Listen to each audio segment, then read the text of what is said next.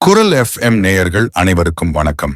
இன்று நாம் காண இருப்பது பிரபல எழுத்தாளர் சாய் சக்தி அவர்கள் எழுதிய விலையில்லா முத்தம் நாவலின் இறுதி பாகம். வாங்க கதைக்குள்ள போவோம். மாரி மாரி என்ன பண்ற இவ்வளவு நேரமா?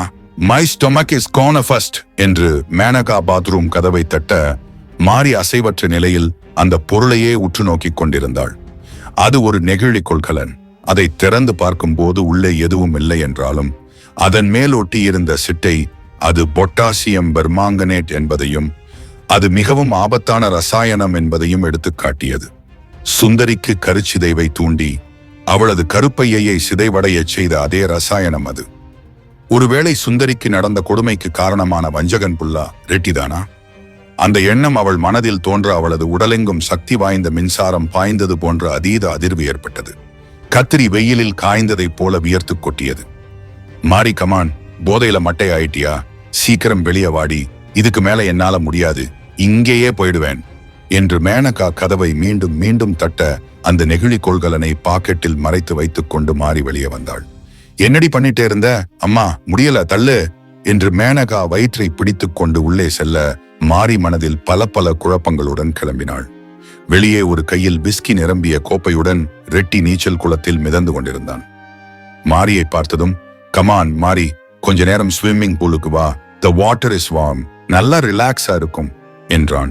அவனை கண்டதும் மாரிக்கு தலை முதல் கால் வரை ஒவ்வொரு செல்லிலும் அச்சம் ஏற்பட்டது. அவளது கணவனை காணும் போதெல்லாம் ஏற்பட்ட அதே அச்சம். அச்சத்தில் அவள் அடுத்த அடி எடுத்து வைக்க முடியாமல் உறைந்து போய் நிற்க, என்ன சைலண்ட் மோடில் இருக்க? வா மாரி, ஸ்ட்ரெஸ் எல்லாம் மறந்துட்டு கொஞ்சம் என்ஜாய் பண்ணு என்றான் அவன். இல்ல, நான் போகணும். அதுக்குள்ளேயா? நான் உனக்கு டின்னர் ஆர்டர் பண்ணியிருக்கேன். ஆப்பம், பாயா, மட்டன் சுக்கா, முட்டை புர்ஜி, ஜஸ்ட் 10 நிமிஷத்துல வந்துரும். இல்ல, லேட் ஆயிடுச்சு என்று அதற்கு மேல் ஒரு நொடி தாமதிக்காமல் ஓட்டமும் நடையுமாக மாறி அங்கிருந்து கிளம்ப, மாறி மாறி நில்லு, கார் இல்லாம இங்க இருந்து எப்படி போ என்று ரெட்டி கத்தினான். ஆனால் மாறி அங்கிருந்து கிளம்பினால் போதும் என்ற மனநிலையில் இருந்ததால் அவன் சொல்வதை காதில் வாங்கிக் கொள்ளாமல் பீச் ஹவுஸை விட்டு ஓடினாள். வெளியே கும்மிருட்டாக இருந்த கடற்கரையில் தூரத்தில் ஒலித்த தெருநாய்களின் ஓலங்கள் அவளது அச்சத்தை மேலும் அதிகரித்தன. ஆனால் அந்த அச்சத்தை விடவும் புல்லா ரெட்டியின் மீதான அச்சம் அதிகரித்ததால் அவள் அந்த ஓலங்களை பொருட்படுத்தாமல் சற்று வேகமாக நடந்தாள்.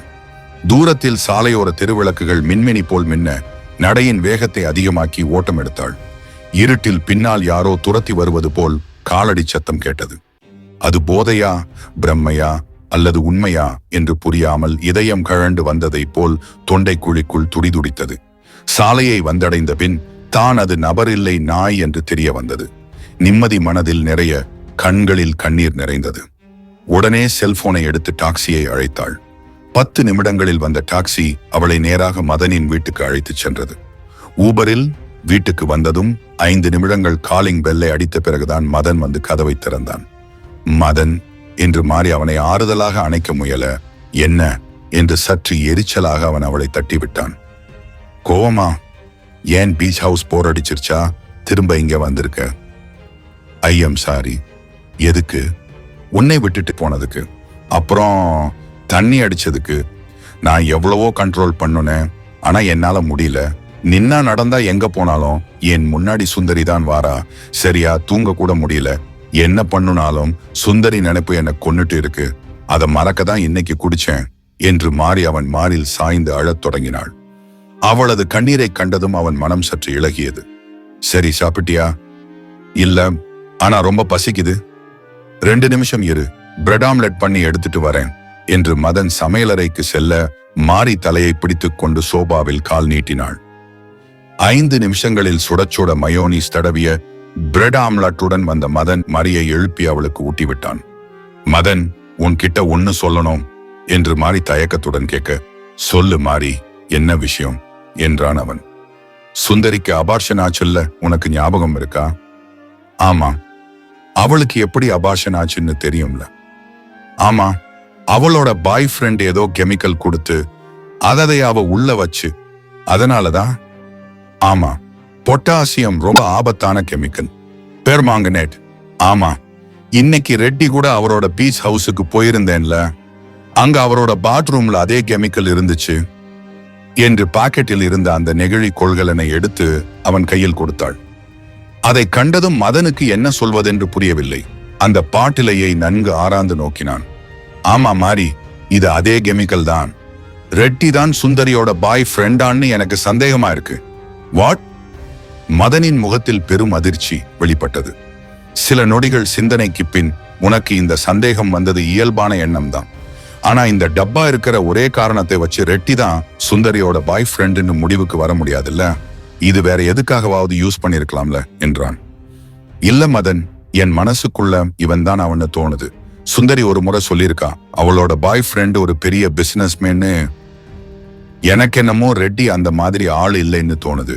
பக்தி ரொம்ப அதிகம் உள்ள ஆளு. அடிக்கடி இமயமலைக்கெல்லாம் போயிட்டு வராரு. அவரு இப்படி பண்ணுவாருன்னு எனக்கு தோணல். ஆனா எனக்கு அப்படி தோணல். இப்போ என்ன பண்ணலாம்? என் சந்தேகத்துக்கு ஒரு முடிவு கிடைக்கணும். நாளைக்கு காலையில போலீஸ் ஸ்டேஷனுக்கு போய் இத சொல்ல போறேன். மாரி, சரியா ஆதாரம் இல்லாம ஒரு பெரிய பிசினஸ்மேன் மேல இவ்வளவு பெரிய குற்றம் சுமத்துறது சரியில்லை. போலீஸ் ஆதாரம் இல்லாம இத சொன்னா நம்ப கூட மாட்டாங்க. இல்ல மதன் என்று மாரி படபடக்க, மாரி ரிலாக்ஸ். நீ ஏற்கனவே டிப்ரெஷன்ல இருக்க. அது மட்டும் இல்லாம அளவுக்கு அதிகமாக குடிச்சிருக்க. அதனால இப்ப எந்த முடிவுக்கும் வராத. சாப்பிட்டுட்டு நல்லா தூங்கு. காலையில தெளிவானதும் இதை பத்தி பேசுவோம் என்று மதன் சொல்ல, மாரி பிரெட் ஆம்லெட்டை சுவைக்க தொடங்கினாள். சில நாட்களுக்கு பிறகு கோல்டன் ஹைக்ஸ் நிறுவனம், கான்பரன்ஸ் ரூம். காலை 10 மணி. மாரி அறக்க பறக்க ஓடி வருவதற்குள் மீட்டிங் ஏற்கனவே ஆரம்பித்திருந்தது. கமல நாராயணன் ப்ராஜெக்டரில் பவர் பாயிண்ட் பிரசன்டேஷனை திரையிட மேனகா, மதன் மற்றும் ரெட்டி மூவரும் எதிரே அந்த சுழல் இருக்கையில் அமர்ந்திருந்தனர். மேசையின் மீது RHP எனப்படும் ரெட் ஹெரிங் ப்ராஸ்பெக்டஸ் புத்தகத்தின் நகல்கள் பல இருந்தன. குறிப்பு: ரெட் ஹெரிங் ப்ராஸ்பெக்டஸ் எனப்படுவது கட்டமாகும். IPO செயல்பாட்டின் ஆரம்ப இது முதலீட்டாளர்களுக்கு முக்கியமான தரவை வழங்கும் ஒரு ஆவணம். எடுத்துக்காட்டாக பேடிஎம் இந்தியாவில் IPO முடிவு செய்த போது அதன் நிதி நிலை, நிதிகளின் திட்டமிட்ட பயன்பாடு, எதிர்கால திட்டங்கள் மற்றும் முதலீட்டுடன் தொடர்புடைய ஆபத்து காரணிகள் ஆகியவற்றை விவரிக்கும் securities and exchange board of India SCBI red herring ப்ராஸ்பெக்டஸை தாக்கல் செய்தது. என்ன மாதிரி இன்னைக்கும் லேட்டா என்று மேனகா அனைவருக்கும் கேட்கும்படியாக சத்தமாக கேட்க, அது வந்து ஆட்டோ பிரேக் டவுன் ஆயிடுச்சு என்று மாறி சமாளித்தாள். வர வர ஆட்டோ தினமும் பிரேக் டவுன் ஆகுது. கேட்க ஆள் இல்லைன்னா என்ன வேணாலும் நடக்கும் என்று பெருமூச்சு விட, கம்மின் மாறி, இனிமே லேட்டா வராதீங்க, அதுவும் கிளையண்ட் மீட்டிங் இருக்கும் போது என்றார் கமல நாராயணன். மாறி தலகுனிந்தபடி மதனின் அருகில் வந்து அமர, போன என்ன ஆச்சு மாறி என்று ரகசியம் பேசும் குரலில் கேட்டான் மதன். போலீஸ் எதுவும் சொல்ல மாட்டேங்காங்க. சுந்தரியோட பாய் ஃப்ரெண்ட் யாருன்னு தெரியலையாம். இன்வெஸ்டிகேஷன் வேகத்தில் போகுது. ரெட்டியை பத்தி ஏதாச்சும் சொன்னியா? இல்ல, நீ சொன்ன மாதிரி எந்த கலந்த அடிப்படை ஆதாரமும் இல்லாம என்னால சொல்ல முடியல. அப்போது Kamala Narayanan, first of all congrats guys, SEBI SCBI நம்ம RSPயை அப்ரூவ் பண்ணிட்டாங்க என்று உற்சாகத்துடன் கூற அனைவரும் மகிழ்ச்சியுடன் கைகளை தட்டினர். நெக்ஸ்ட் ஸ்டாப் BSEல பாம்பே ஸ்டாக் எக்ஸ்சேஞ்ச். ரெட்டி சாரோட கம்பெனியை லிஸ்ட் பண்ண இன்னைக்கு அப்ளிகேஷன் சப்மிட் பண்ண போறோம். நவம்பர் 8ஆம் தேதி IPO வைக்கணும்னு ரெட்டி சார் விருப்பப்படுறாரு. கமல நாராயணன் சொல்ல, ஆமா கமல் சார், 8ஆம் தேதி லட்சுமி பூஜை, ரொம்ப நல்ல லக்கியான நாள். அன்னைக்கு எது ஆரம்பிச்சாலும் சிறப்பா அமையும் என்று ரெட்டி கூறினான். So the road show begins guys. Road ஷோன்னா என்று மாறி புரியாமல் கேட்க, நம்ம IPO பத்தி மார்க்கெட்ல ஒரு பெரிய ஹைப் கிரியேட் பண்ணணும். சூப்பர் ஸ்டார் படம் ரிலீஸ் ஆகும் போது ஃபர்ஸ்ட் டே ஃபர்ஸ்ட் ஷோ டிக்கெட்டுக்கு ஃபேன்ஸ் அடிச்சுக்கிற மாதிரி IPO ஓபன் ஆகும் போது நம்ம ஷேரை வாங்க மக்கள் அடிச்சுக்கணும். அதுக்காக ஊரா ஒவ்வொரு முக்கிய இன்வெஸ்டர்ஸ் கிட்டையும் இன்ஃப்ளூயன்சர்ஸ் கிட்டையும் நம்ம ஷேர் வாங்க சொல்லி ப்ரமோட் பண்ணணும். நம்ம IPO ஓபன் ஆகிற நாள் மார்க்கெட்ல திருவிழா நடக்கிற மாதிரி ஹைப் கிரியேட் பண்ணணும் என்றான் மதன். எக்ஸாக்ட்லி, இந்த ரோட் ஷோவுக்கு மதனும் மேனகாவும் ஒர்க் பண்ணுவாங்க. மாறி ரெட்டி சாரோட சேர்ந்து அண்டர் ரைட்டிங் அண்ட் மத்த பேப்பர் ஒர்க்கை ஹேண்டில் பண்ணுவா என்று கமல நாராயணன் கூற, நல்லது மாறி, என் கூட இருந்தா எல்லா வேலையும் சிறப்பா முடியும் என்று புன்னகைத்தான் ரெட்டி. மாறி, உனக்கு இன்னொரு முக்கியமான வேலை இருக்கு. IPO முடிகிற வரைக்கும் நிறைய மீடியாவோட கவனம் ரெட்டி சார் மேல இருக்கும். அவர் மேல எந்த விதமான நெகட்டிவ் பப்ளிசிட்டியும் வராம விலக்கி வைக்கிறது உன்னோட பெரிய பொறுப்பு. அதை கேட்டதும் மாறி சற்று குழப்பமான முகபாவனையுடன் மதனை பார்க்க அவனது முகத்திலும் குழப்பம் மிகையாக தெரிந்தது. வாட் த ஹெல் மதன் என்று மதனின் அலுவலகத்துக்குள் வேகமாக வந்த புல்லா ரெட்டி அந்த காகிதத்தை அவன் மேல் வீசி எறிந்தான். அவன் முகத்தில் கொழுந்து விட்டு எரிந்த கோபத்தை கண்டதும் மாரியின் கைகள் சற்று நடுங்கின. என்னாச்சு சார் என்று மதன் கேட்க, what the heck is this Madan? 2% share ஹோல்டிங்கை அமிதி கேபிட்டல்ஸுக்கு கொடுக்க சொல்லி டாக்குமெண்ட் அனுப்பிச்சு இருக்கீங்க. யார் அப்பன் சொத்தை யாருக்கு எழுதி கொடுக்கிறது என்று பொங்கினான் ரெட்டி. கொஞ்சம் உட்காருங்க சார், அமைதியா இருங்க. இதை பத்தி நான் ஆல்ரெடி உங்க டீமுக்கு எக்ஸ்பிளைன் பண்ணியிருந்தேனே. இதை பத்தி யாரும் எதுவும் சொல்லலையே என்று ரெட்டி உட்கார, மாறி போய் சாருக்கு லெமன் டீ கொண்டு வர சொல்லு, ஜஸ்ட் 1 கியூப் சுகர் என்று மாறியை வெளியே அனுப்பினான் மதன். சுத்தி வளைக்காம சொல்லுங்க மதன், என்னோட கம்பெனியில 2% ஏன் அமிதி கேபிட்டல்ஸ் கம்பெனிக்கு கொடுக்கணும்? என் தலையில இழிச்சவாயன்னு எழுதி ஒட்டியிருக்கா? அப்படி இல்ல சார், எல்லாம் நான் அனுப்பிச்ச பேப்பர்ஸ்ல தெளிவா இருக்குது. இருந்தாலும் விளக்கமா சொல்றேன். என்ன சொல்ல போறீங்க? ஐபிஓ முடிஞ்ச உடனேயே நீங்க உங்க கிட்ட இருக்கிற ஷேர்ஸ் எல்லாம் மார்க்கெட்ல விற்க முடியாது. ஏன் என்னோட பங்குகளை நானே விற்க முடியாதா? ஆமா, உங்க கம்பெனில பணம் போட போற முதலீட்டாளர்களை பாதுகாக்கிறதுக்காக செபி ஒரு லாக்இன் பீரியட்டை வச்சிருக்காங்க. அதாவது கம்பெனியோட ப்ரொமோட்டர்ஸ் யாரும் ஐபிஓ முடிஞ்சதுக்கு அப்புறம் 18 மாசம் வரைக்கும் அவங்க கிட்ட இருக்கிற பங்குகளை விற்க முடியாது.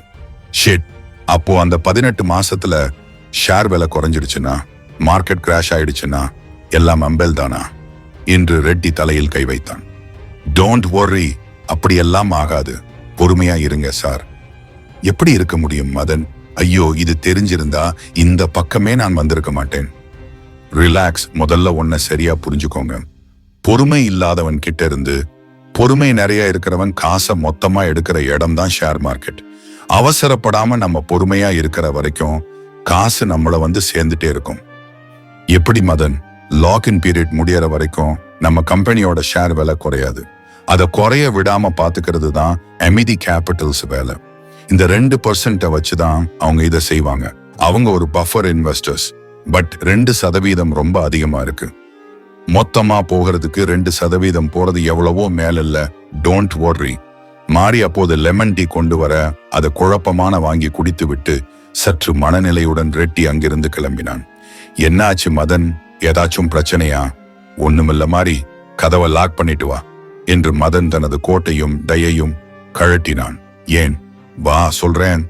மாறி கதவை பூட்டி விட்டு வர பின்பக்கமாக வந்து அவளை மதன் இறுக்கமாக அணைத்தான். மதன், என்ன இது? அவன் பதில் சொல்லாமல் அவளது கழுத்தில் முத்தமிட்டபடியே காது மடலை கடித்தான். இது ஆபீஸ், வேண்டாம் ப்ளீஸ். சண்டே உன் வீட்டுல வச்சுக்கலாம். இன்னைக்கு ரொம்ப அழகா இருக்குடி மாறி. காலையில இருந்து ட்ரை பண்றேன், ஆனா என்னால கண்ட்ரோல் பண்ண முடியல என்று அவளது வயிற்றின் மேல் விரல்களை பரப்பினான். மதன், இது ரொம்ப தப்பு. யாராவது பார்த்தா ரொம்ப தப்பாயிடும். யாரும் வரமாட்டாங்க. கொஞ்ச நேரம் உன்னை எடுத்துக்க எனக்கு அனுமதி கொடு. மதன், பிளீஸ் மாறி, இங்க வேண்டாமே. எதுவும் பேசக்கூடாது என்று அவளை தனது மேசையின் மீது அமர வைத்தான். அவனது விரல்கள் அவளது அந்தரங்கங்களை அத்துமீறின. அவளது எதிர்ப்பு திறன் குறைய குறைய அவனது எல்லை மீறல்கள் அதிகரித்தன. இறுதியாக அவளது உணர்ச்சிகள் வலுப்பெற்று உள்ளம் வலுவிழக்க தரையில் விழுந்த ஆடைகள் யாவும் தயக்கம் தொலைந்ததை சொல்லாமல் சொல்லின. மாலை 6 மணி, மகளிர் காவல் நிலையம். சுந்தரியின் கொலையாளியை போலீஸ் கண்டுபிடித்தார்களா என்பதை கண்டறிய வேண்டி மாரி மகளிர் காவல் நிலையத்துக்கு வந்திருந்தாள். வழக்கம் போல் கூச்சலும் குழப்பமும் இல்லாமல் காவல் நிலையம் மிகவும் அமைதியாக இருந்தது. கால் மீது காலை போட்டபடி காவல் ஆய்வாளர் நளினி செல்போனில் மெகா சீரியல் பார்த்து கொண்டிருந்தாள். சொல்லும்மா மாரியம்மா, என்னம்மா இந்த பக்கம் என்று நளினி கேட்க, சுந்தரி என்று தயக்கத்துடன் கூறினாள் மாரி. ஆமாம்மா, சுந்தரி சீரியல் தான் பார்த்துட்டே இருக்கேன். வெற்றிக்கும் சுந்தரிக்கும் கல்யாணம் ஆகுமா ஆகாதான்னு ஒரே கவலையா இருக்கு. மேடம், நான் என் ஃப்ரெண்ட் சுந்தரி கேஸ் விஷயமா கேட்கிறேன். அதுல கேட்க என்ன இருக்கு? அவளோட சாவுக்கு காரணமானவன் யாருன்னு கண்டுபிடிச்சிட்டீங்களா? தேடிட்டே இருக்கோம். கிடைச்சதும் கண்டிப்பா தகவல் சொல்லி அனுப்புறோம். இப்ப போயிட்டு வா. மாறி போகாமல் அங்கேயே நிக்க, என்னம்மா இன்னும் ஏன் இங்கேயே நின்னுட்டு இருக்க? போய் வீட்டுல வேற வேலை இல்லையா என்றாள் நளினி. என்ன மேடம், இப்படி பேசுகீங்க? என் ஃப்ரெண்டு வாழ்க்கையை கெடுத்துட்டு ஒரு படுபாவி வெளியில சுத்திட்டே இருக்கான்.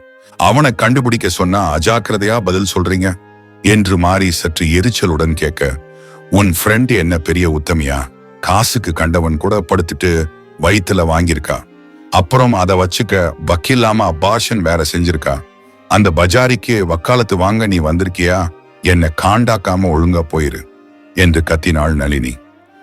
எம்மா, மேடத்தை ஏம்மா டென்ஷன் ஆக்குற?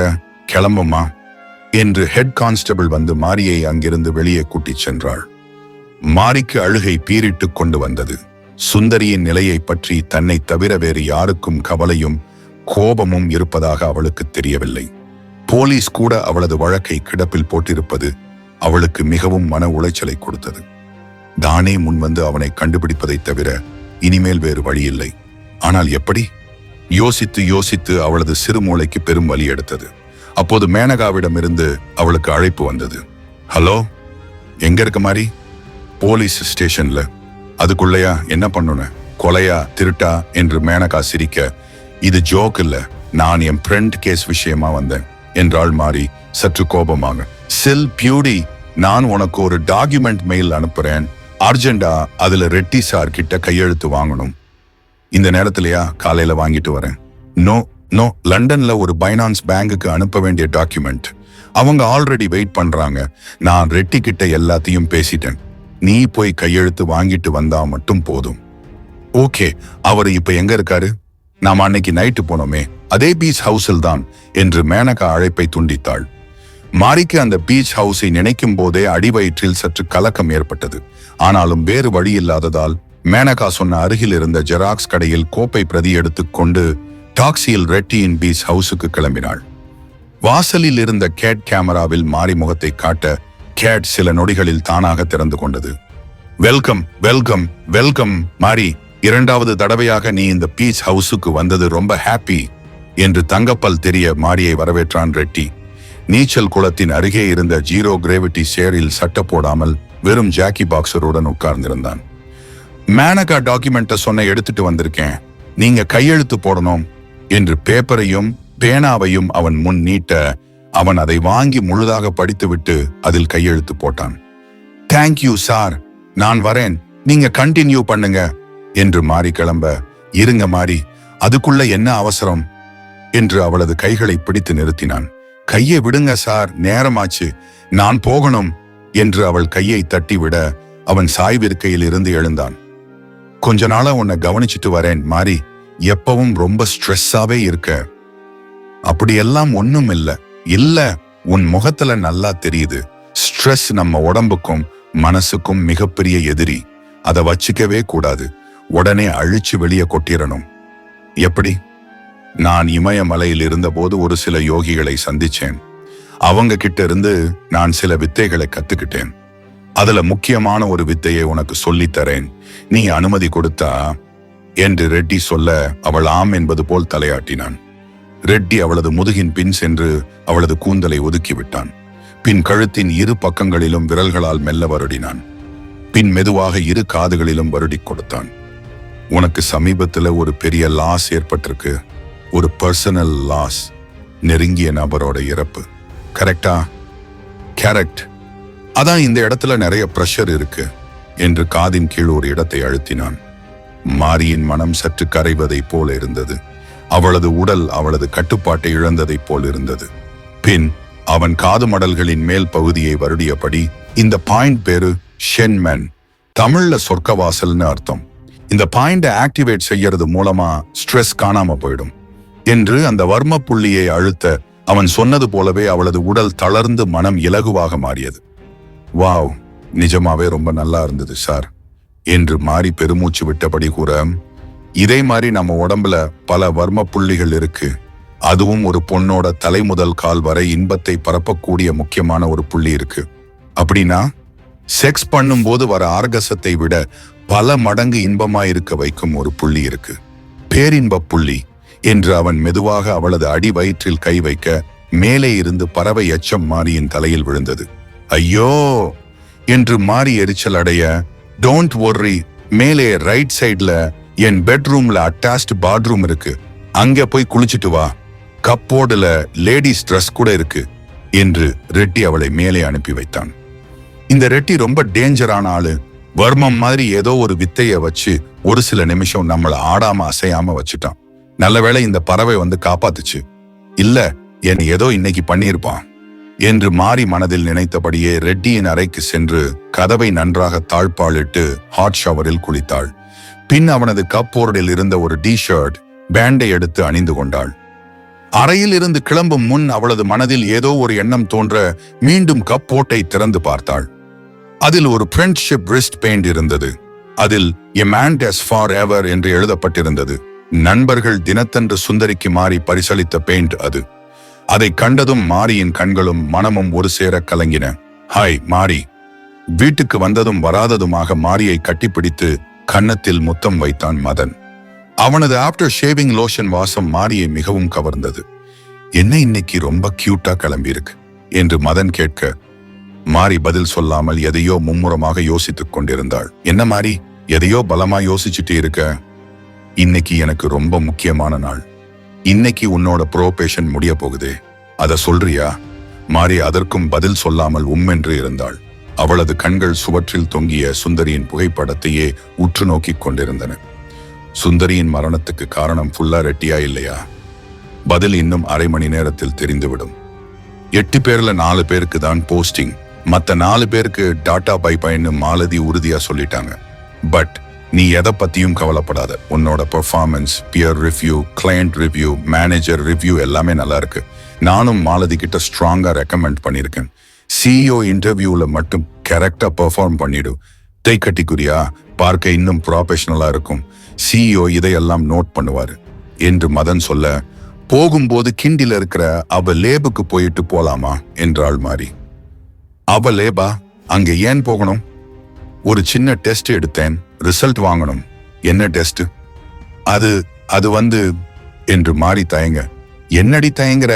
பிராக்கண்ட் ஏதாச்சும் ஆயிட்டியா என்று மதன் பதட்டம் அடைந்தான். லூசு, அதெல்லாம் ஒண்ணுமில்ல. அதான பார்த்தேன், கர்ப்பமாக வாய்ப்பில்லையே. நான் தான் பாதுகாப்பு இல்லாம களத்துல இறங்க மாட்டேனே. சீ, எப்பவும் அதே நினைப்பு தான் உனக்கு. இது அந்த டெஸ்ட் இல்ல, வேற. அப்ப ஓகே, வா போகலாம், டைம் ஆச்சு என்று மதன் அவளை அழைத்துக் கொண்டு காரில் கிளம்பினான். கார் கிளம்பி ஒரு சில நொடிகள் அமைதியாக இருந்த மாதிரி, நான் ஒண்ணு கேட்பேன், மனசுல தோன்றத வெளிப்படையா சொல்லணும் என்று கேட்டாள். என்ன ஏதோ பொடி வச்சு கேட்கிற மாதிரி இருக்கு. சரி கேளு. ஃபுல்லா ரெட்டிய பத்தி நீ என்ன நினைக்கிற? புரியல. அவரை பத்தி நான் என்ன நினைக்க என்ன இருக்கு? அவரு நம்ம கிளையண்ட், நாம அவருக்கு வேலை செய்யறோம், அவ்வளவுதான். அவரோட கேரக்டர் எப்படின்னு கேக்குறேன். அவருக்கு என்ன கழுத்து முட்டை பணம் இருக்கு, அதை இன்னும் அதிகரிக்க நாம இருக்கோம். குடும்பம் குட்டின்னு பெருசா ஒண்ணும் இல்லாததால ஜாலியா இருக்காரு. லேடிஸ் விஷயத்துல அவர் எப்படி? வாட் என்று மதன் சற்று ஆச்சரியத்துடன் கேட்க, உனக்கு நான் சொன்னது கேட்கலையா என்றாள் மாரி. அது வந்து லேடிஸ் மேட்டர்ல அவர் ஒன்னும் கிளீன் ஸ்லேட் இல்ல, கொஞ்சம் ஜொல்லு பார்ட்டி தான். ஏன் கேக்குற? உன் கிட்ட ஏதாவது தப்பா நடந்துகிட்டாரா? நேத்து பீச் ஹவுஸ்ல ஏதாவது? இல்ல. அப்புறம் ஏன் கேக்குற? அதோ அவ்வை லேப் வந்துருச்சு, நான் போய் ரிப்போர்ட் வாங்கிட்டு வரேன். மதன் காரை நிறுத்தியதும் மாரி உள்ளே சென்று ஒரு சில நிமிடங்களில் கையில் ஒரு சோதனை அறிக்கையுடன் திரும்பினாள். என்ன மாரி, போன விஷயம் என்ன ஆச்சு என்று மாரி கேட்க, என் மனசுல சில நாளா ஒரு சந்தேகம் இருக்கு. அதை ஊர்ஜிதப்படுத்த தான் இந்த டெஸ்ட் எடுத்தேன். காலையில இருந்து ஏன் புதிராவே பேசுற? புரியும்படியா வெளிப்படையா சொல்லு மாரி.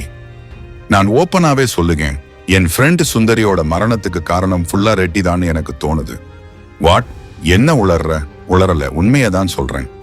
ஃபுல்லா ரெட்டிக்கும் உன் ஃப்ரெண்டுக்கும் சம்பந்தமே இல்லை. அப்படி இருக்கும்போது அவரு மேல ஏன் காரணம் இல்லாமல் பழி சொல்லுற? காரணம் இருக்கு என்று மாரி ஃபுல்லா ரெட்டியின் பீஸ் ஹவுஸில் நடந்த 2 நிகழ்வுகளையும், பொட்டாசியம் பெர்மாங்கனேட் குப்பி, சுந்தரியின் ஃப்ரெண்ட்ஷிப் பேண்ட் மதனிடம் விளக்கி கூறினாள். நீ சொல்றது எல்லாம் ஏதோ எதேச்சியா நடந்த மாதிரி தான் இருக்கு. இதை மட்டும் வச்சு ஃபுல்லா ரெட்டி ஒரு கொலைகாரன் எப்படி சொல்ல முடியும்? அவரை பார்த்தா கொலைகாரன் மாதிரியா இருக்கு. அவரு சமூகத்துல எவ்வளவு பெரிய ஆளு, சரியான ஆதாரம் இல்லாம அவரு மேல இப்படி குற்றம் சாட்டுறதே தப்புதான். நீ சொல்றது சரிதான், ஆதாரம் இல்லாம அவரு மேல கொலைப்பழி சுமத்த முடியாது. அதுக்குதான் இந்த டெஸ்ட் எடுத்தேன். என்ன டெஸ்ட் இது? DNA test. சுந்தரிக்கு அபார்ஷன் ஆன போது போலீஸ் என்கொயரிக்காக அவளோட கருவை பார்மாலின்ல போட்டு ஹாஸ்பிடல்ல கொடுத்தாங்க. ஆனா அத போலீஸ் கடைசி வரைக்கும் வாங்கவே இல்லை. எங்க வீட்டுல தான் இருந்தது. அதையும் ஃபுல்லா ரெட்டி வீட்டுல அவர் சீப்பில் இருந்த முடியையும் வச்சு DNA மேட்சிங் டெஸ்ட் எடுக்க கொடுத்தேன். இது அதோட ரிசல்ட். இதுல என்ன வந்திருக்கு நீயே பிரிச்சு பாரு. மதன் அதை பிரித்து பார்க்க ப்ராபபிலிட்டி ஆஃப் பெட்டர்னிட்டி 99.9998% இருந்தது. மதன் அதிர்ச்சியுடன் மாரியை பார்க்க அவளது கண்களில் அளப்பரிய கோபம் கொப்பளித்தது. ஆபீஸ் வந்து சேரும் வரை மதனும் மாரியும் ஒரு வார்த்தை கூட பேசவில்லை. அதிர்ச்சியும் கோபமும் மாரியிடம் மதனுக்கு மிகையாக தென்பட அவளிடம் என்ன பேசுவதென்றே விளங்கவில்லை. மாரி படபடப்பில் கைவிரல்களை மீண்டும் மீண்டும் நெட்டுவிட்டு கொண்டே இருந்தாள்.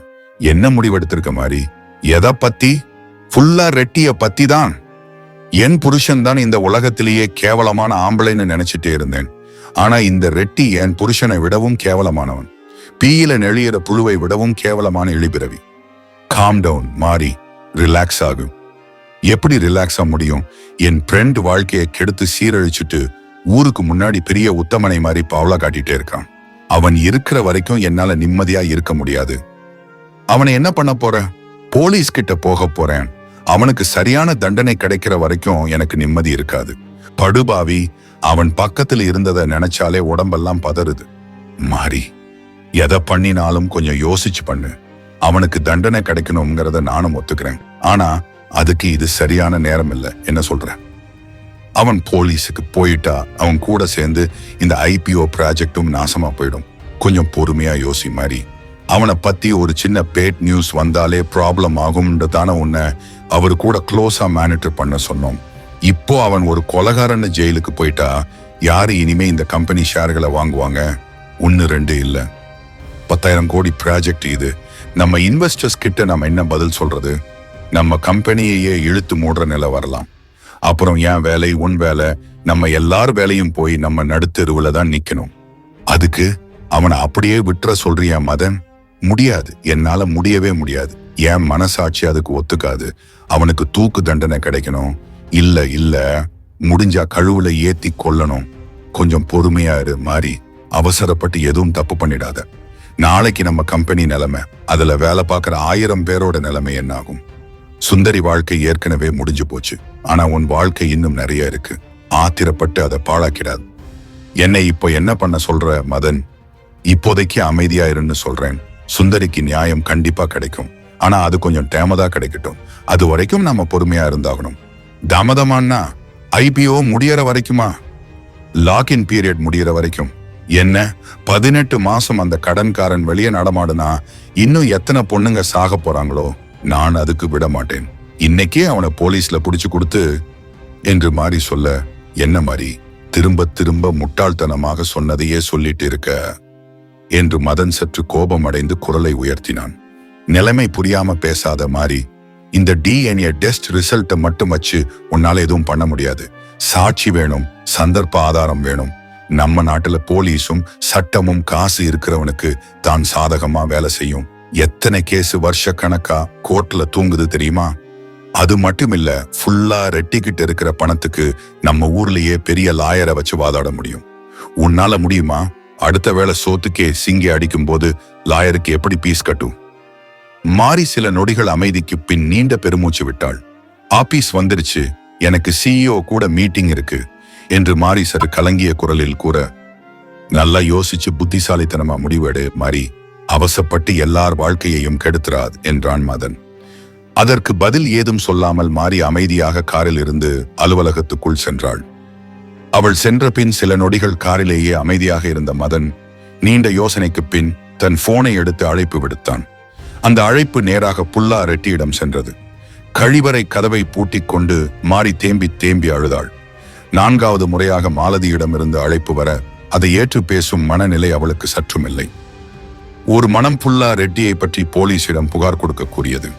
மறுமணம் அதனால் அவளது கம்பெனிக்கு ஏற்பட போகும் மீளாச்சரிவை எண்ணி அஞ்சியது. எந்த முடிவையும் உறுதியாக எடுக்க முடியாமல் இருதலை கொள்ளி எறும்பு போல் அவள் துடிக்க வெளியில் யாரோ இருவர் பேசும் குரல் கேட்டது. அழாத ஊர்மிளா என்று மெலிசா கூற ஊர்மிளா கண்கள் கழிவறைக்குள் வந்தாள்.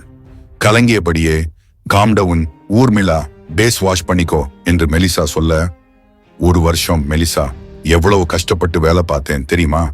எத்தனை நாள் ராத்திரி 1 மணி 2 மணி வரைக்கும் ஆபீஸே கதின்னு இருந்திருப்பேன் என்று ஊர்மிளா புலம்பினாள். என்னாச்சு ஊர்மிளா?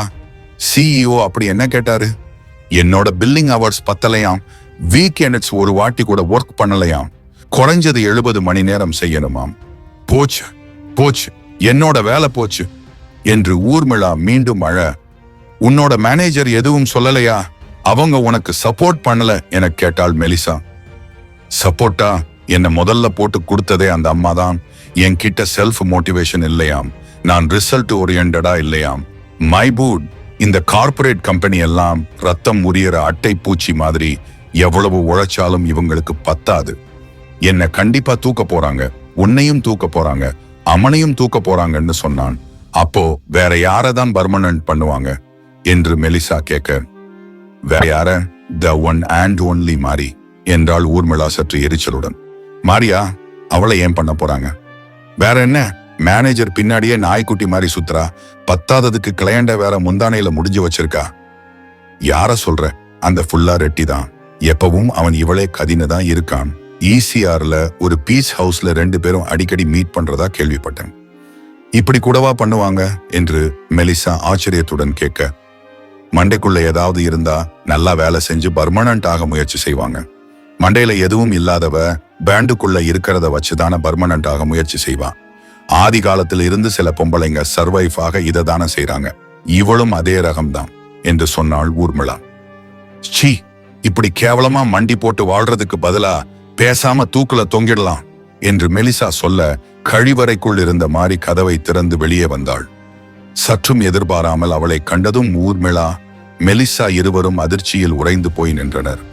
மாரி எதுவும் பேசாமல் அமைதியாக வாஷ் பேஷனுக்கு வந்து லிக்விட் சோப்பை போட்டு கை கழுவினாள்.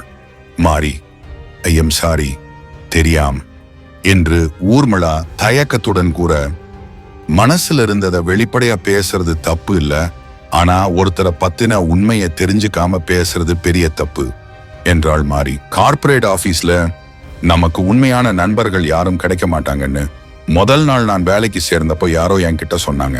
அது சரிதான்னு இன்னைக்கு நீ நிரூபிச்சிட்ட ஊர்மிளா.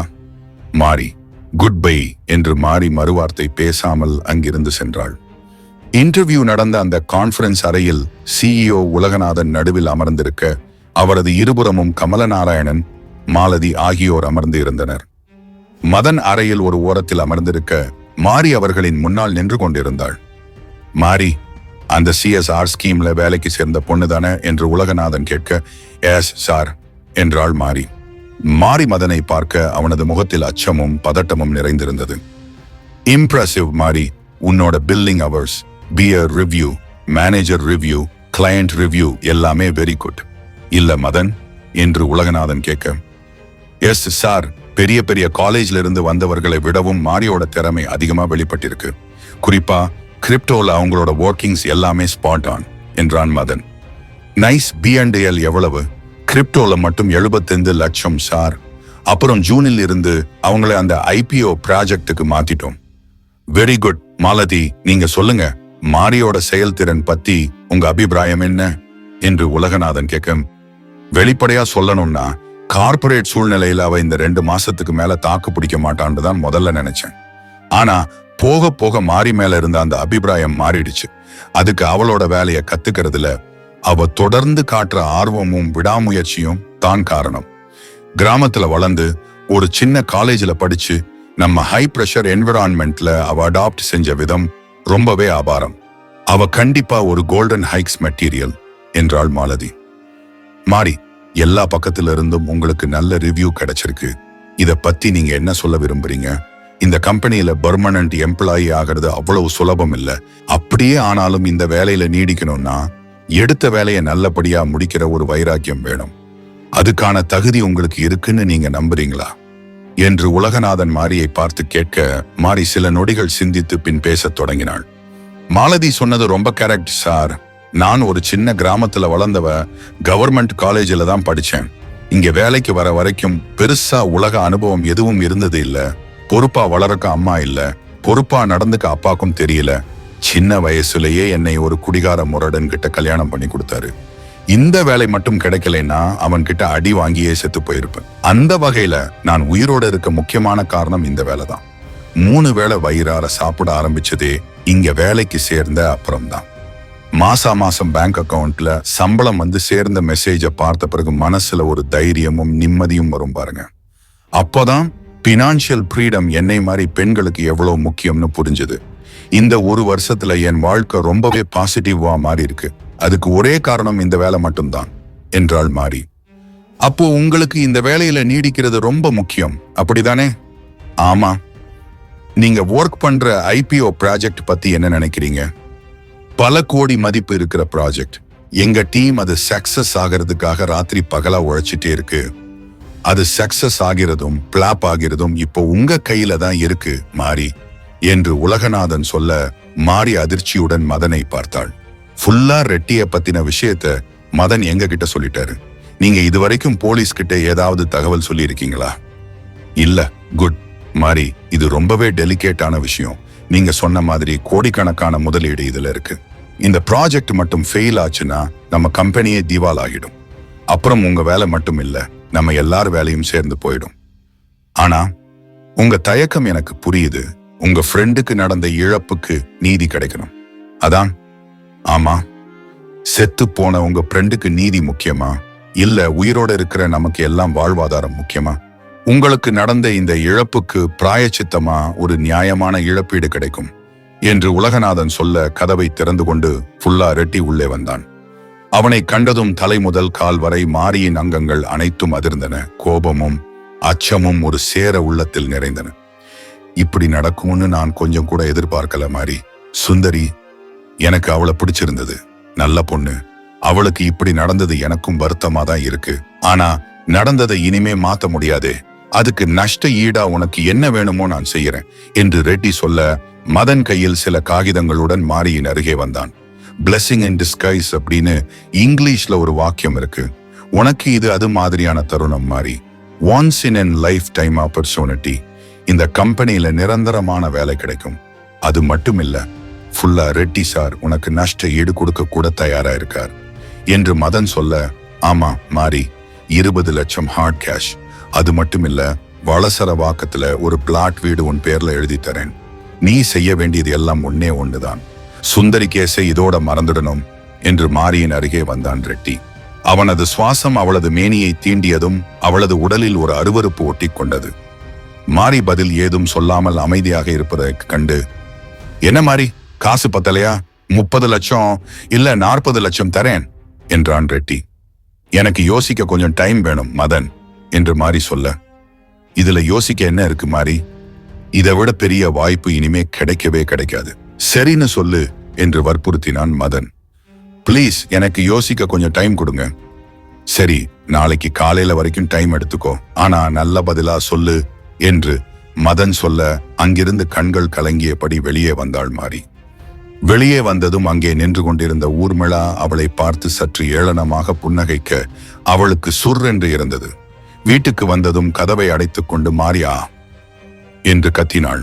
அன்றைய நாள் காலையில் இருந்தே அவளது மனதில் எழுந்த குழப்பங்களும் கேள்விகளும் ஏற்படுத்திய அழுத்தத்தின் வெளிப்பாடாக அந்த கதறல் இருந்தது.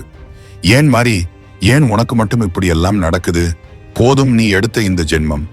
பிறந்த நாள்ல இருந்து இன்னைக்கு வரைக்கும் ஒரு நாளைக்கு கூட நிம்மதி இல்ல. இதெல்லாம் என்ன வாழ்வு என்று புலம்ப யாரோ கதவை தட்டும் சத்தம் கேட்டது.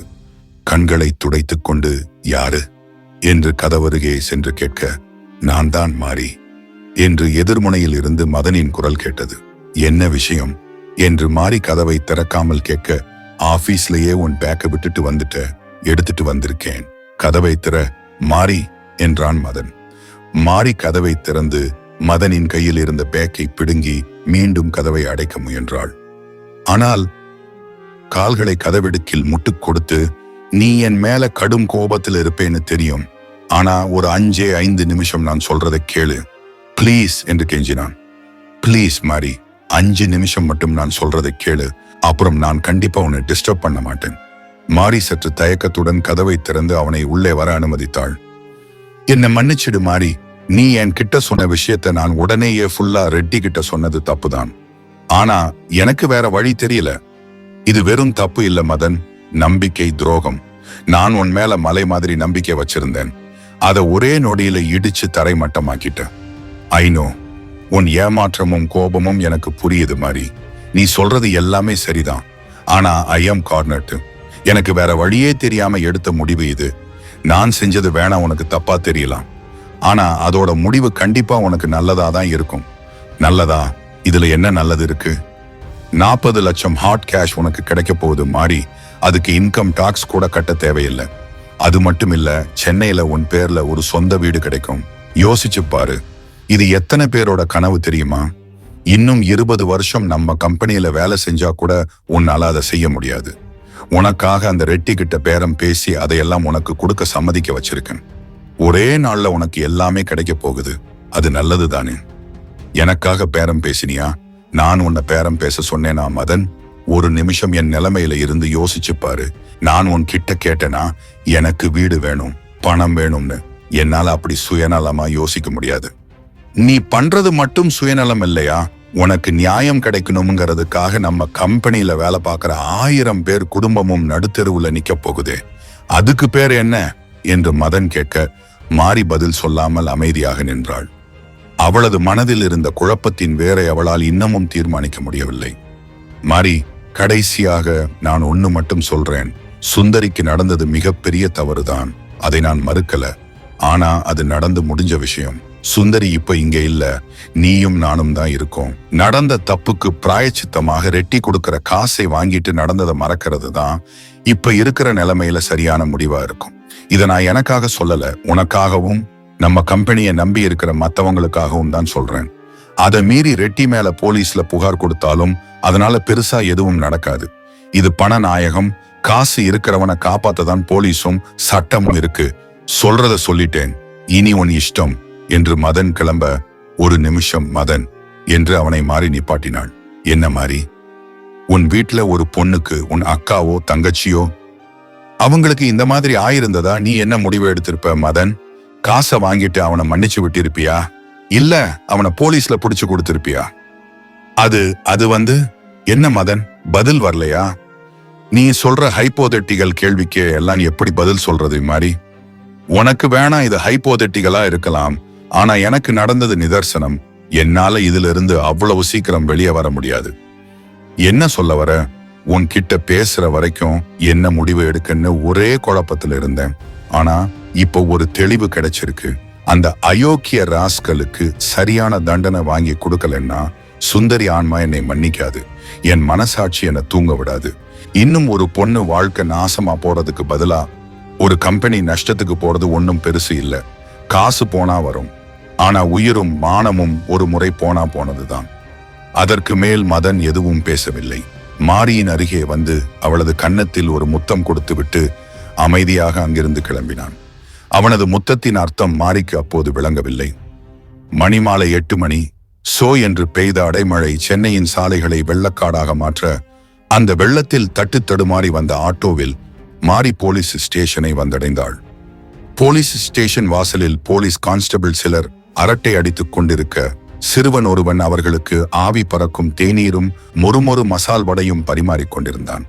உள்ளே காவல்துறை ஆய்வாளர் நளினி வழக்கம் போல செல்போனில் மெகா சீரியல் பார்த்து கொண்டிருந்தாள்.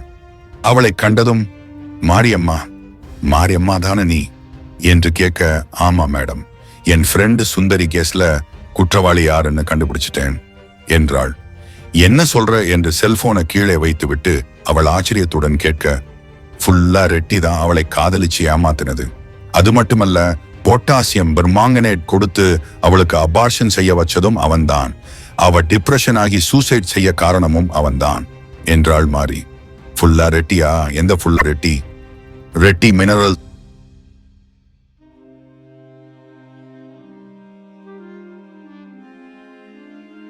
ஓனர் ஃபுல்லா ரெட்டி. என்னம்மா சொல்ற? ரெட்டி மினரல்ஸ் ஓனரா? அவரு பெரிய பணக்காரராச்சே, சமூகத்துல பெரிய அந்தஸ்தத்துல இருக்கிறவரு. சரியான ஆதாரம் இல்லாம அவரு மேல இவ்வளவு பெரிய கேஸ் எல்லாம் போட முடியாது மாரியம்மா. என்ன மேடம் சொல்றீங்க? பணக்காரனோ ஏழையோ சட்டத்துக்கு முன்னாடி எல்லாரும் சமம் இல்லையா என்று மாறி கேட்க, இன்ஸ்பெக்டர் நளினி ஏதோ நகைச்சுவையை கேட்டதைப் போல விழுந்து விழுந்து சிரித்தாள். என்ன மேடம், நான் சீரியஸா சொல்லிட்டே இருக்கேன், நீங்க ஏதோ ஜோக்க கேட்ட மாதிரி சிரிச்சிட்டே இருக்கீங்க. பின்ன நீ சொன்னது ஜோக் இல்லையா?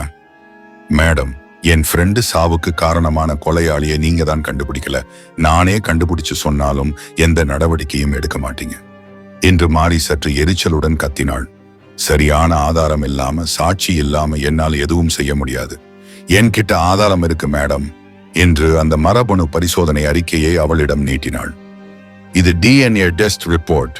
சுந்தரி வயித்துல இருந்த கருவோட மரபணுவும் அந்த ஃபுல்லா ரெட்டியோட மரபணுவும் ஒத்து போகுது. இந்த ஆதாரம் போதுமா? அதை கண்டதும் இன்ஸ்பெக்டர் நளினி சில நொடிகள் எதுவும் பேசவில்லை. அவளது முகத்தில் சற்று பதட்டம் தெரிந்தது. சில நொடிகள் சிந்தனைக்கு பின், சரி மாரியம்மா, இந்த ஆதாரம் போதுமானது. நான் அவன் மேல எஃப்ஐஆர் புக் பண்ணி அரெஸ்ட் வாரண்டுக்கு ஏற்பாடு பண்றேன். இப்போ ரைட்டர் அம்மா ஸ்டேஷன்ல இல்ல, திருவேற்காடு கருமாரி அம்மன் கோவில்ல ஏதோ வேண்டுதலுக்கு போயிருக்கா.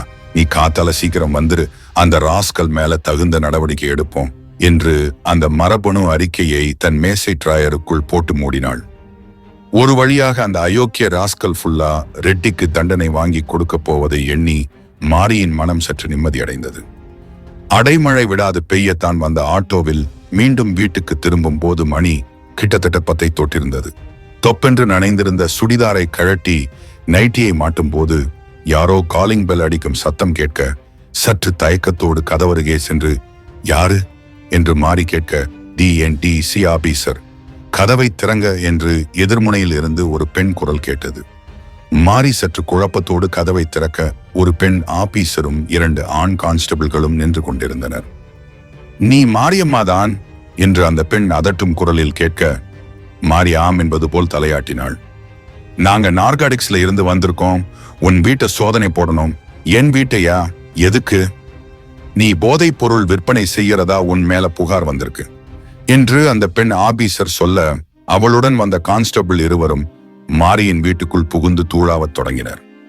மாரிக்கு நடப்பது எதுவுமே புரியவில்லை. சில நொடி தேடலுக்கு பின் ஒரு கான்ஸ்டபிள் மாரியின் ஹேண்ட்பேக்கை கொண்டு வந்து, மேடம், போதைப் பொருள் இருப்பது உண்மைதான் என்று பேக்கில் இருந்து வெள்ளை நிற பொடிகள் இருந்த பொட்டலங்களை எடுத்து காட்டினான். மாரி, போதைப் பொருள் தடுப்பு சட்டத்தில் உன்னை கைது பண்றேன் என்று அந்த பெண் ஆபீசர் மாரியை தரதரவென்று இழுத்துச் செல்ல, தெருமுனையில் காருக்குள் மறைந்து இருந்தபடி அந்த காட்சியை கண்டு கொண்டிருந்தான் ஃபுல்லா ரெட்டி. புழல். சில நாட்களுக்கு பின் புழல் பெண்கள் சிறப்பு சிறைச்சாலை. விசாரணை அறையில் மதனும் புல்லா ரெட்டியின் வழக்கறிஞர் கார்ப்பரேட் ஒழுக்க சீலனும் காத்துக் கொண்டிருக்க ஒரு பெண் வார்டன் மாரியை அழைத்து வந்தாள். வெளிர் நீல நிற கதர் புடவையில் அலங்கோலமாக இருந்த மாரியை அடையாளம் கண்டுகொள்ள மதனுக்கு சில நொடிகள் தேவைப்பட்டன. மாரிக்கு 4-5 கிலோ எடை குறைந்து இருந்ததால் அவளது கன்னங்கள் குறுகி போய் முகம் களையிழந்து காணப்பட்டது. கழுத்தெலும்புகள் புடைத்து காணப்பட்டன. முகத்தில் மீளா துயரம் குடிகொண்டிருந்தது. ஏ மாரி, 10 நிமிஷம் தான் பர்மிஷன், சீக்கிரம் பேசிட்டு வா. சி பிளாக்ல கக்கூஸ் கழுவனும், 3 வாரம் ஆச்சு கழுவி. நேத்து வேற மொச்சக்கொட்டை குழம்பு. அவ போன போக்குல நாத்தம் குடல புரட்டுது என்று பெண் வார்டன் சொல்லிவிட்டு கிளம்ப, மாரி எதுவும் சொல்லாமல் தலை குனிந்து நின்று கொண்டிருந்தாள். உட்காருங்க மாரி என்று ஒழுக்க சீலன் சொல்ல, என்ன விஷயம் என்று தலை குனிந்தபடியே கேட்டாள் மாரி. மதன் சோகம் வழி அவளை பார்க்க அவள் அவன் இருக்கும் திசையை கூட காணவில்லை. மாரி, தெரியுமா, நாளைக்கு உங்க மேல குற்றப்பத்திரிக்கை தாக்கல் செய்ய போறாங்க. ஆமா, அதுக்கு என்ன இப்போ? குற்றம் நிரூபணம் ஆச்சுன்னா உங்களுக்கு என்ன தண்டனை கிடைக்கும் தெரியுமா? தெரியாது. என் DPS சட்டத்தின்படி 10 வருஷம் கடுங்காவல் தண்டனை. கடுங்காவல் தண்டனை என்பது அவ்வளவு சுலபமான விஷயம் அல்ல. உடல் அளவிலும் ரொம்ப மனதளவிலும் கஷ்டப்படுத்துறதா இருக்கும். வெயில்ல கல் உடைக்கணும், கண்டவ கழட்டி போட்ட தீட்டு துணியை துவைக்கணும், கக்கூஸ் கழுவணும், காத்து கூட வராத 8க்கு 8 அறையில முடங்கி போய் தூங்கணும். இதுல ஜெயிலருங்க வேற அப்பப்போ வந்து நீங்க வேற பார்க்க ரொம்ப அழகா இருக்கீங்க, கண்டிப்பா உங்களை விட்டு வைக்க மாட்டாங்க. ஆலம் பூரா அவனுங்க காமத்துக்கு நீங்க இரையாகிட்டு இருக்கணும். சரி, அப்படியே 10 வருஷத்தை பல்ல கடிச்சிட்டு ஓட்டுனாலும் திரும்ப வெளியே வரும்போது உங்க வாழ்க்கையில பாதிக்கு மேல முடிஞ்சிருக்கும். வெளியே வந்தாலும் வாழ்க்கை நிம்மதியா இருக்காது. அவ்வளவு சீக்கிரம் யாரும் ஒரு போதைப் பொருள் கடத்தல்காரிக்கு வேலை கொடுக்க மாட்டாங்க. சொந்தமா தொழில் தொடங்க பேங்க் லோன் கிடைக்காது. உங்களை உட்கார வச்சு சோறு போட புருஷன் கூட இல்ல, குடும்பம், குழந்தை, குட்டி, அப்பா அம்மா யாரும் இல்ல. இந்த நிலைமையில எப்படி வாழ்க்கையை ஓட்டுவீங்க ரொம்ப கஷ்டம் மாறி என்று ஒழுக்கசீலன் பெருமூச்சு விட்டபடி கூற மாறி சற்று அதிர்ந்து போய் நின்றாள். அவளுக்கு என்ன பதில் சொல்வதென்று புரியவில்லை. கசாப் கடையில் கழுத்தறுபட்டு துடிக்கும் பிராய்லர் கோழியைப் போல அவளது இதயமும் அல்லாடி துடிதுடித்தது. அதுவரை அமைதியாக இருந்த மதன் அப்போது பேசத் தொடங்கினான். நான் அன்னைக்கே உனக்கு படிச்சு சொன்னேன் மாறி, பணத்தை வாங்கிட்டு அவனை மன்னிச்சு விட்டு இருக்கலாம். ஆனா நீதான் கேட்கல. நம்ம நாட்டுல சட்டமும் கோர்ட்டும் பணக்காரனுக்கு சாதகமாக தான் வேலை செய்யும். உன்னாலையும் என்னாலையும் இதை மாத்த முடியாது. அவங்களுக்கு அடி பணிஞ்சு போறதை தவிர நமக்கு வேற வழி இல்லை. அதற்கு மாறி பதில் ஏதும் சொல்லாமல் அமைதியாக இருந்தாள். என்னால உன்னை இந்த நிலைமையில பார்க்க முடியல மாறி. சின்ன வயசுல இருந்து படாத பாடுபட்டு தான் சென்னைக்கு வந்திருக்க. இனிமேலும் உனக்கு கஷ்டம் வரக்கூடாது. இப்பவும் ஒன்னும் கெட்டு போகல. உனக்காக ஃபுல்லா ரெட்டி கை காலில் விழுந்து கெஞ்சி ஒரு கடைசி வாய்ப்பு கேட்டிருக்கேன். அதை பயன்படுத்தி நீ வெளியே வந்துரு. பேசாம ஊர் பக்கம் போய் வேற ஏதாச்சும் வேலை செஞ்சு பொழைச்சுக்கோ. நீ ரொம்ப மென்மையான பொண்ணு. இந்த ஜெயில் வாழ்க்கை உனக்கு செட் ஆகாது. அதை கேட்டு மாறி ஏளனமாக சிரித்தபடி, எனக்காக நீ ஃபுல்லா ரெட்டிக்கிட்ட கெஞ்சினியா? அவ்வளவு நல்லவனா நீ என்று கேட்க, நான் நல்லவனோ கெட்டவனோ அது இப்ப முக்கியம் இல்ல. நீ ஜெயில இருந்து வெளியே வரணும், அதான் முக்கியம். உன்னோட நலன்தான் முக்கியம் என்றான் மதன். ஓ, என்னோட நலன்தான் உனக்கு முக்கியமா? அதனாலதான் என் ஹேண்ட் பேக்ல கொக்கைன் வச்சு என்ன போதை மருந்து கேஸ்ல மாட்டி விட்டியோ? மாறி, நீ என்ன வேணாலும் சொல்லிக்கோ, ஆனா நான் அதை பண்ணல. அந்த பேக்கை மாலதி தான் உன்கிட்ட திரும்ப கொடுக்க சொல்லி கொடுத்தாங்க. அதுல கொக்கைன் இருந்தது எனக்கு சத்தியமா தெரியாது. தெரிஞ்சா நான் கண்டிப்பா அதை செஞ்சிருக்க மாட்டேன். அப்போ மாலதி தான் பேக்ல கொக்கைன் வச்சதா? இருக்கலாம். இத இப்படியே கோர்ட்டுல சொல்லுவியா மதன் என்று மாறி கோபத்துடன் கேட்க, மதன் பதில் சொல்ல முடியாமல் அமைதியானான். என்ன பதில் வரமாட்டேங்குது? இப்ப எங்க போச்சு என்னோட நலன்? மாறி, நீ என்ன பத்தி என்ன வேணாலும் பேசு, ஆனா உனக்கு இருக்கிற இந்த கடைசி வாய்ப்பை மிஸ் பண்ணிடாத. ஃபுல்லா ரெட்டியோட டீலுக்கு ஓகே சொல்லு. என்ன டீல்? ரொம்ப சிம்பிள். ஃபுல்லா ரெட்டி பத்தி யார்கிட்டையும் எதுவும் பேச மாட்டேன்னு NDA சைன் பண்ணி கொடுக்கணும். வெளியே வந்ததும் ஊர் பக்கம் போயிடணும். திரும்ப இந்த பக்கமே வரக்கூடாது. சுந்தரிய பத்தியும் அவளுக்கு நடந்ததை பத்தியும் யார்கிட்டையும் வாய் திறக்க கூடாது. அதை விட முக்கியமா இந்த IPO ப்ராஜெக்ட் பத்தியும் யார்கிட்டையும் எதுவும் சொல்லக்கூடாது. இதுக்கு நீ சம்மதிச்சா ஃபுல்லா ரெட்டி உன்னை வெளியே கொண்டு வர ஏற்பாடு செய்வார் என்று மதன் சொல்ல, மாறி சில நொடிகள் ஆழ்ந்து சிந்தித்தாள். உன் மனசாட்சி இதுக்கு சம்மதிக்காதுன்னு தெரியும் மாறி. ஆனா கொஞ்சம் புத்திசாலித்தனமா முடிவு எடுக்க வேண்டிய நேரம் இது. தப்பே பண்ணாம 10 வருஷம் கஷ்டப்படுறது முட்டாள்தனம். அதை நீ பண்ணாத. இதுக்கு மேல உன் இஷ்டம். மாறி பதில் ஏதும் சொல்லாமல் தயக்கத்தில் இருக்க, மதன், நீங்க சொன்னது எல்லாம் சரிதான். ஆனா ஃபுல்லா ரெட்டி இந்த டீலுக்கு சம்மதிக்கணும்னா மாதிரி இன்னொரு விஷயமும் பண்ணணும் என்றான் ஒழுக்கசீலன். என்ன சொல்றீங்க? ஆமாம் மதன், மாரியால ரெட்டிக்கு ஏற்பட்ட அவமானத்துக்கும் மன கஷ்டத்துக்கும் நஷ்ட ஈடு கொடுக்கணும். நஷ்ட ஈடா? என்னால எப்படி ரெட்டிக்கு நஷ்ட ஈடு கொடுக்க முடியும்? அவனுக்கு கொடுக்க என்கிட்ட ஒத்த ரூபா கூட இல்ல. பண்ற மாதிரி சொல்ல, காசு பணம் உங்ககிட்ட இல்லைன்னு அவருக்கு நல்லா தெரியும். ஆனா அவர் கேக்குறது உங்ககிட்ட நிறைய இருக்கிற ஒன்னதான். என்னது அது? உங்க திமிரு தான். ரிலீஸ் ஆனதும் நேரா ஃபுல்லா ரெட்டி வீட்டுக்கு போய் செஞ்ச தப்புக்கு பிராயச்சித்தமாக அவர்கிட்ட கெஞ்சி கூத்தாடி மன்னிப்பு கேட்கணும். காலுல சாஷ்டாங்கமா விழுந்து. அதை நினைக்கும் போது மாரிக்கு பெரும் அருவருப்பாக இருந்தது. ஆனால் அதை வெளிக்காட்டிக் கொள்ளவில்லை. ரெட்டி சாருக்கு மனசு இறங்கிட்டா உங்களை மன்னிச்சு விட்டுருவார். அது மட்டுமில்ல, அவரு கூட ஒரு ராத்திரி இருந்து அவர் கேட்கறதையெல்லாம் செஞ்சு அவரை சந்தோஷப்படுத்தணும் என்று சொல்ல, ராஸ்கல் என்று திட்டினாள் மாறி. சார், என்ன இது? கொஞ்சம் கூட மேனர்ஸ் இல்லாம ஒரு பொண்ணுகிட்ட இப்படி எல்லாமா கேட்கறது என்று மதனும் சற்று சலனம் அடைந்தான். பொண்ணுகிட்ட தானே இப்படி கேட்க முடியும் மதன். அதுவும் மாறி மாறி கருப்பா அழகா இருக்கிற பொண்ணுங்கன்னா ரெட்டிக்கு ரொம்ப இஷ்டம். ஒழுங்கா இங்க இருந்து கிளம்பிடுங்க, இல்ல நடக்கிறதே வேற என்று மாறி கோபத்துல கத்த. ரொம்ப கத்தாதம்மா. இந்த மாதிரி பத்தினி வேஷம் போடுற பல பேரை பார்த்திருக்கேன். ஆனா அவளுங்க எல்லாம் கடைசியில என்ன ஆனாங்கன்னு எனக்கு நல்லா தெரியும். வெளியே வந்தா ஃபுல்லா ரெட்டி கூட ஒரு ராத்திரிக்கு, ஆனா ஜெயில இருந்தா பல பேரு கூட பல ராத்திரிக்கு உன்னை வச்சு செஞ்சிருவாங்க. காம வெறி பிடிச்ச பல பேர் இங்க வருவானுங்க. இங்க எத்தனை அபார்ஷன் நடக்குதுன்னு உள்ள போய் விசாரிச்சு பாரு. உன் எதிர்காலம் கண்ணு முன்ன தெரியும் என்று ஏளனமாக சிரித்தான் ஒழுக்கசீலன். அதையெல்லாம் கேட்கும் போது மாரியின் மனம் இருதலை கொள்ளி எறும்பு போல துடித்தது. சார், பிளீஸ், மாறி வெளியே வந்ததும் கண்காணாத இடத்துக்கு போயிடுவா, அதுக்கு நான் பொறுப்பு, இது மட்டும் வேண்டாம், இது ரொம்ப தப்பு என்று மதன் கெஞ்ச. தப்பு சரி எல்லாம் பணக்காரர்களுக்கு இல்ல மதன், பணம் இருந்தா எல்லாமே சரிதான். ரெட்டி ஆசைப்பட்டுட்டா அடையாம விட மாட்டான், ஒரு ராத்திரி தானே, என்ன குடியா மூழ்கிட போகுது என்றார் ஒழுக்கசீலன். மாறி பதில் சொல்லாமல அமைதியாக இருக்க, இத பாரும்மா, சொல்றத சொல்லிட்டேன், இனி உன் முடிவு உன் கையில, நாளைக்கு காலையில 9 மணி வரைக்கும் உனக்கு டைம்.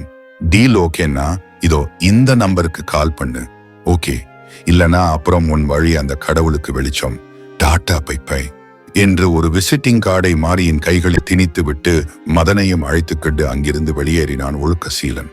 அந்த பெண் வார்டன் வந்து மாரியை சி பிளாக்குக்கு அழைத்துச் சென்றாள். அங்கிருந்த 16 கழிவறைகளையும் சுத்தமாக கழுவி முடிப்பதற்குள் மாரிக்கு 7 முறை வாந்தி வந்தது.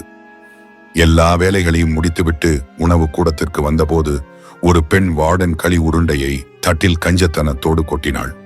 அதை பார்க்கும் போதே மாரிக்கு குமட்டிக் கொண்டு வந்தது. அதை அப்படியே வேறு ஒரு கைதிக்கு தானம் கொடுத்துவிட்டு கண்கள் கலங்கியபடியே தனது சிறைக்கு திரும்பினாள். கண்களில் நீர் பெருக்கெடுக்க ஜாக்கெட்டில் தொப்பலாக நனைந்திருந்த ஒழுக்கசீலனின் விசிட்டிங் கார்டை வெளியே எடுத்தாள் மாரி. கடவுளை வேண்டியபடி விடுதலை பத்திரத்திலே மாரி கையெழுத்து போட, உனக்கு நேரம் நல்லா இருக்கு மாரியம்மா, இன்னும் ஒரு வாரம் இங்கன இருந்திருந்தா அந்த ஜெயிலர் உன்னை நல்லா பதம் பார்த்திருப்பான். நீ வேற திருநெல்வேலி அல்வா மாதிரி மப்பும் மந்தாரையுமா இருக்க, அந்த ஆளுக்கு ஆசை அடங்கவே அடங்காது, எப்படியோ எஸ்கேப் ஆயிட்ட என்று சிரித்தாள் அந்த வார்டன். மாரி பதில் எதுவும் சொல்லாமல் தான் ஜெயிலில் வேலை செய்து சம்பாதித்த பணம் மற்றும் தனது உடைமைகளை வாங்கிக் கொண்டு வார்டனுக்கு வணக்கம் வைத்துவிட்டு அங்கிருந்து வெளியேறினாள்.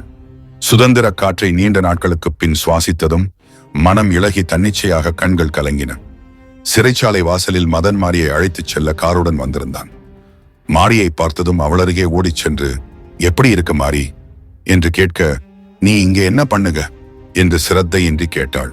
உன்னை அழைச்சிட்டு போகலாம்னு வந்திருக்கேன். இங்க பாரு மாரி, மதியம் 1 மணிக்கு திருநெல்வேலிக்கு ட்ரெயின் டிக்கெட் எடுத்திருக்கேன். இப்போ கிளம்பினா கரெக்டா 1 மணிக்குள்ள எக்மோர் போர் சேர்ந்துடலாம். ராத்திரிக்குள்ள இருந்து நீ ஊர் போய் சேர்ந்துடலாம். அதை கேட்டதும் மாரி பித்து பிடித்தவள் போல் சிரிக்க, ஏன் மாரி சிரிக்கிற?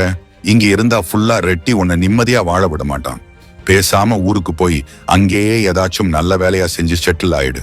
உனக்கு தொழில் தொடங்க பணம் ஏதாச்சும் வேணும்னா கூட நான் ஹெல்ப் பண்ண தயார். நம்ம IPO பெரிய சக்சஸ், அதுல உனக்கும் பங்கு இருக்கு என்றான் மதன்.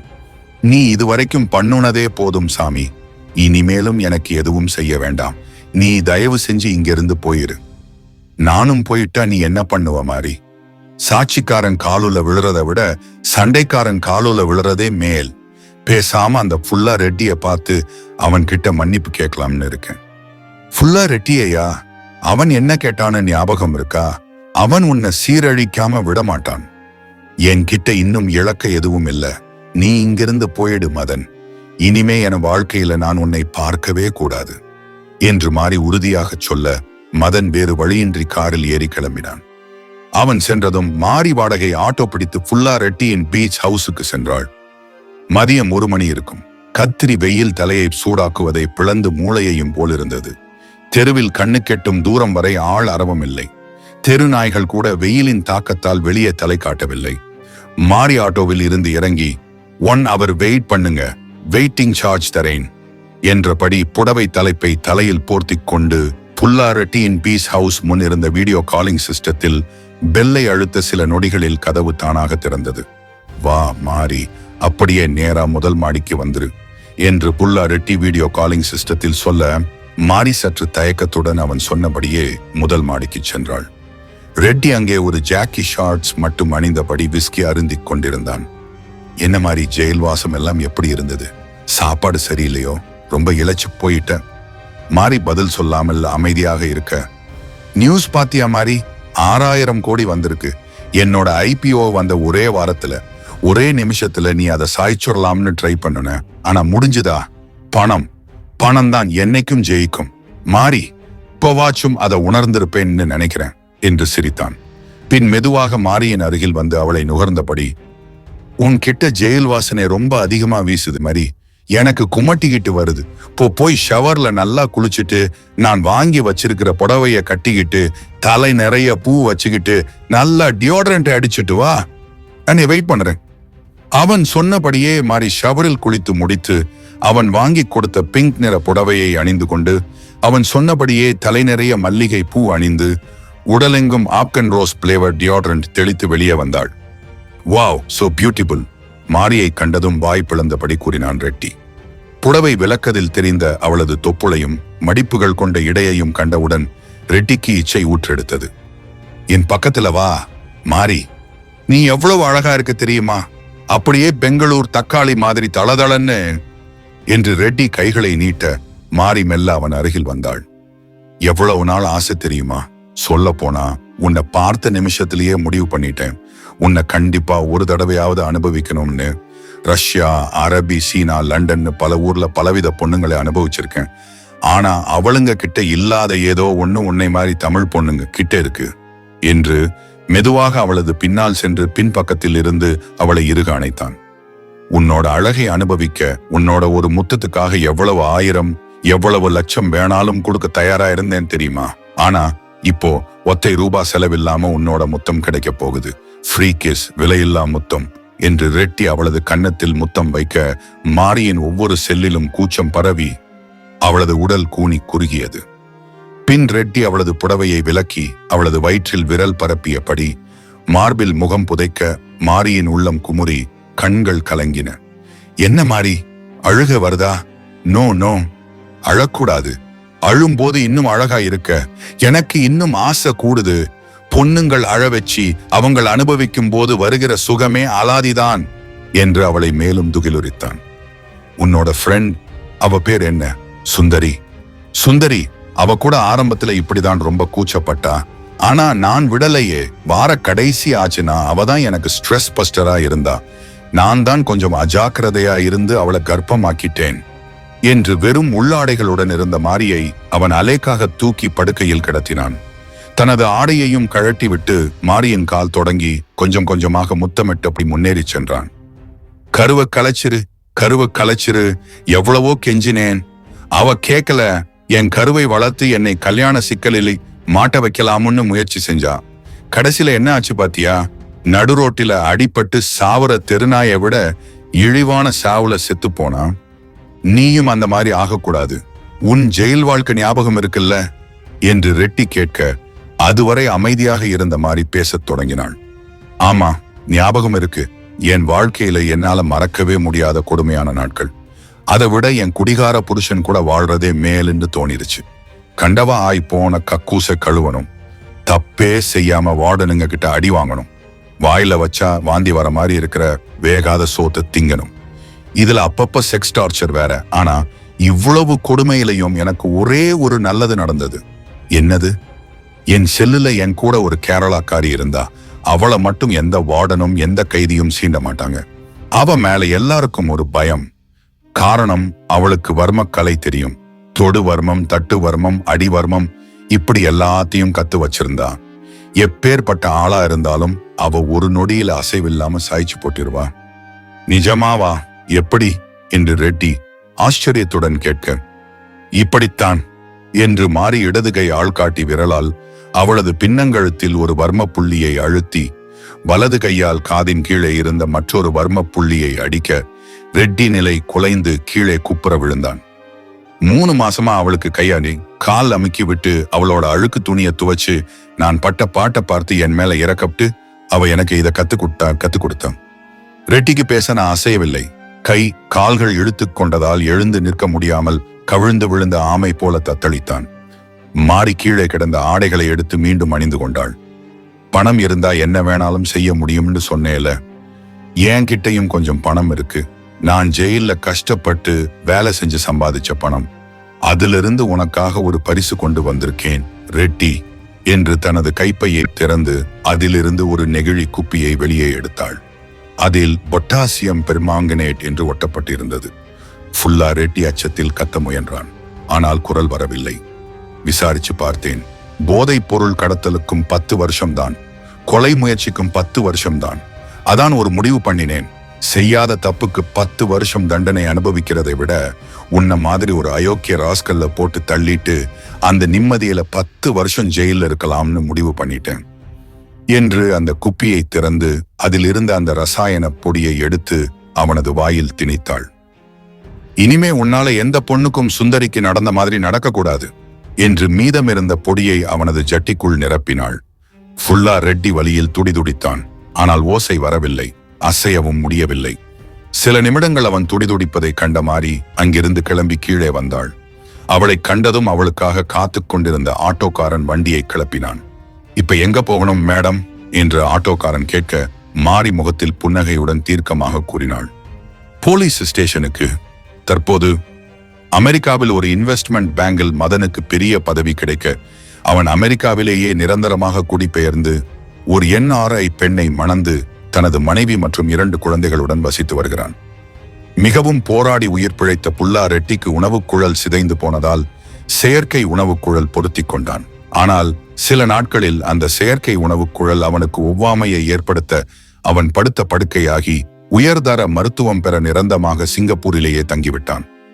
10 ஆண்டுகள் சிறை தண்டனைக்கு பின் விடுதலை பெற்ற மாரிக்கு குற்றப்பின்புலத்தின் காரணமாக சரியான வேலை கிடைக்காததால் ஓரிரு வீடுகளில் வீட்டு வேலை செய்து வாழ்ந்து வருகிறாள்.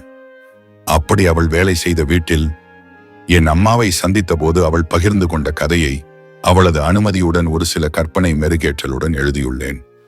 முற்றும் நன்றி.